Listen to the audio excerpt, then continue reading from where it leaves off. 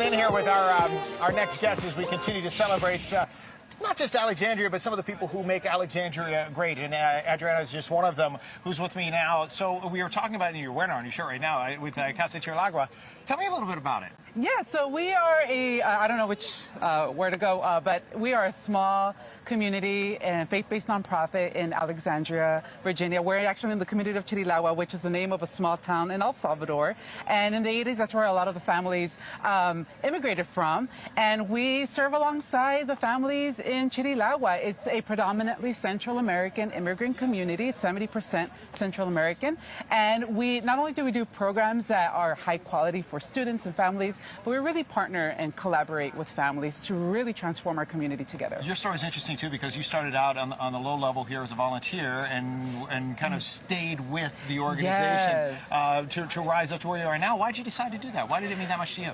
Honestly, when I got involved with Casa Chirilagua as a mentor, I just fell in love with the mission. I fell in love with the community, really. I had some initial interactions with some of the parents that just touched my heart deeply. And being Mexican, I also felt a kinship and a connection with the community.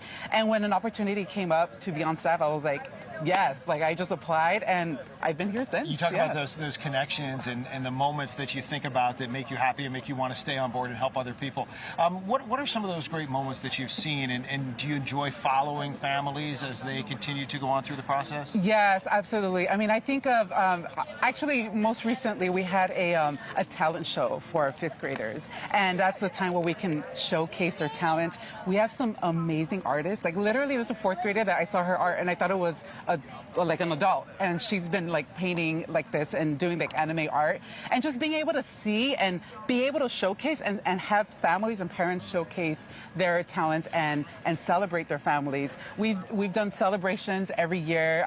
Every month we do something special with parents. Obviously COVID changed all that. We couldn't be in person, but one of the memories that I have of being with Casa Chirilagua is walking with a family. We had one of our beach trips and we literally talked for like 5 hours by the beach, just getting to know one another and hearing their story, which at some points was really hard for me to hear, and at others just illustrated the resilience of my neighbors. And so, and I'm still close friends with that family, and I mean, there's just countless memories that I mean, I can be here for hours. It's got to be tough. You're balancing the realism of it, but also getting inspiration from it at the same time, which is nice. We want to bring in our friends right now from Lafayette Federal Credit Union, because you are today's hometown hero. So, what do we have today? Yeah, Adriana, congratulations. You know, your work speaks to the diversity in our community, and it's great to see. So we wanted to recognize you as this week's Hometown Hero. It's a small basket, small token of our appreciation, but on behalf of Lafayette, we want to hand this over to you and thank you for your work. And you know, I'm just going to blend into the crowd so you guys can finish up, right? Oh, thank you so much. Based on what you've said so far, I have no doubt you're going to be paying this forward as well, just like with everything else. Absolutely. If folks are interested, they want to learn out more, what can they do? Yeah, so visit casachirilagua.org. You can volunteer with us. We have many students who are still waiting to be matched with a mentor. You could give financially to us. We really depend on contributions of individuals and churches, so people can donate. casachirilagua.org/donate. casachirilagua.org/volunteer, and you can check out more about the story of Casa Chirilagua in our website, and just reach out to us.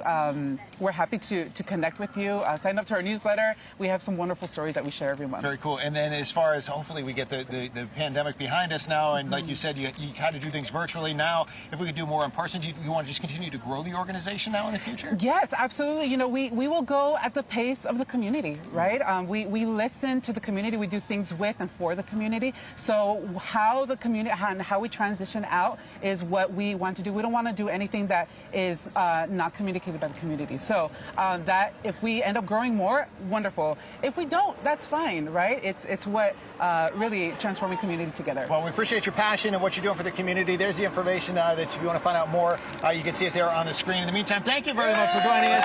Great job, and I love the fact that you started out volunteering, and now you've just continued to stay with it to help so many other people. So for that, you are today's hometown hero. Thank you so much. Thank you so much. Thank Ali, you. let's go back inside to you. Great group, great cause for sure. Thanks, Steve. After the break, we're actually going to go back to Alexandria. Kevin's going to be live with his reviews of Free Guy and Respect, plus a couple more